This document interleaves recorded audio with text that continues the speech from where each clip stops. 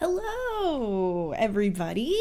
I wanted to spend the first 10 minutes of the stream talking about this graphic novel excursion that I have just embarked upon. Oh, here we go. Boop. This was the first one on my list. A Watchmen.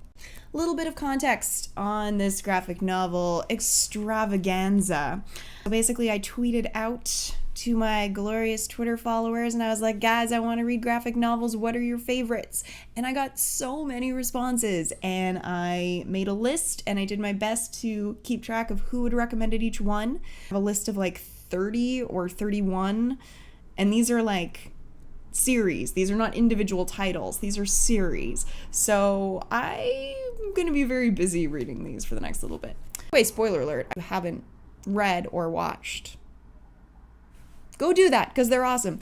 This was the first one because John lent me a box of graphic novels that he has. And I like this one because it's like, it is a complete entity. This is not volume 1. This is all there is to Watchmen. And I was like, you know what? I've been meaning to read this for years. I'm going to finally read it. Checked it out. I did see the movie years ago. I saw it in theaters. And so I did remember most of the movie, and it was cool to have watched the film and then read the graphic novel because I know many people went the other way around.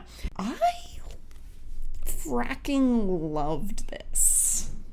I loved it. I think that Alan Moore is insanely talented. I knew I was going to like it. A bunch of people kept telling me I was going to like it, but it far surpassed what I expected. I thought that the characters were amazing. I thought that the social commentary was spot on, and it still is very topical.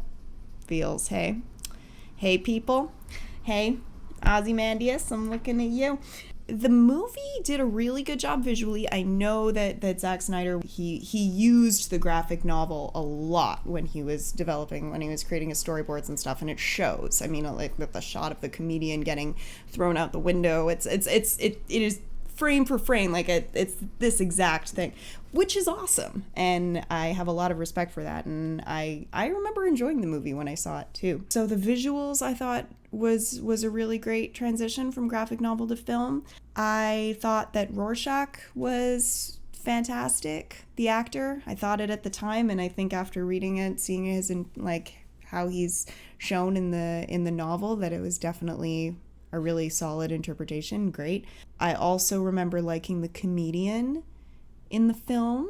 I thought that Night Owl could have been a little dorkier, a little like schlebier, because he kind of is. He's a little washed up in the graphic novel. You don't get that sense as much in the film, if I recall correctly. Lori, I wanted her to be swearing more and more of an alcoholic and more of a chain smoker and all that, because she's all those things in the graphic novel, and I loved that about her. There was a lot of anger to her.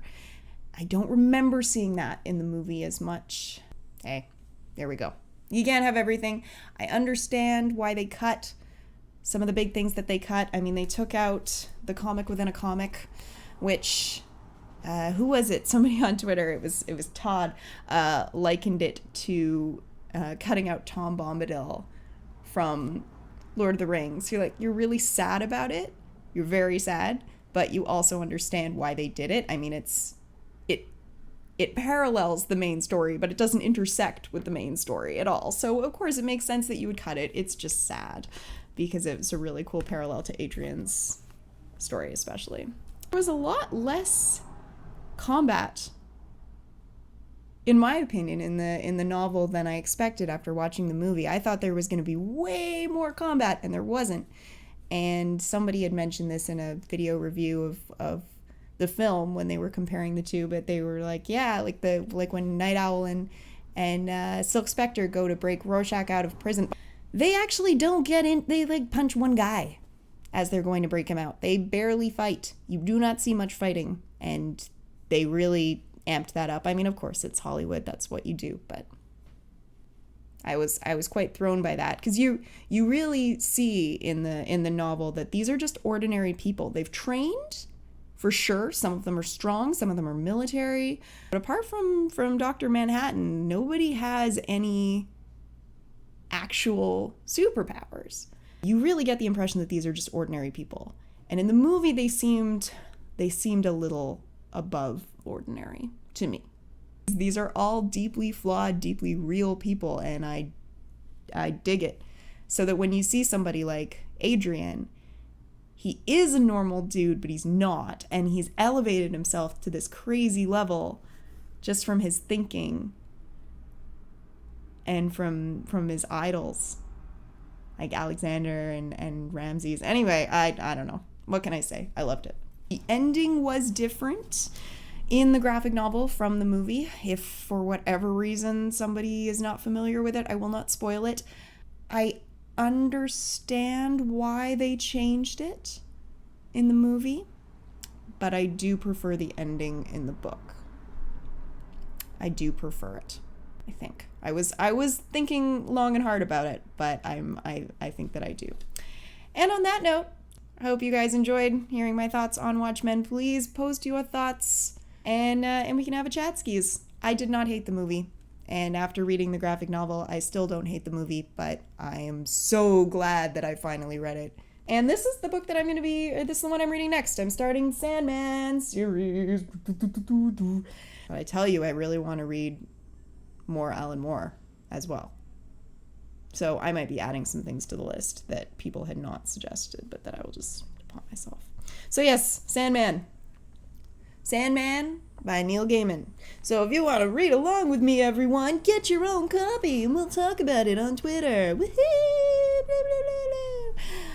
Yay!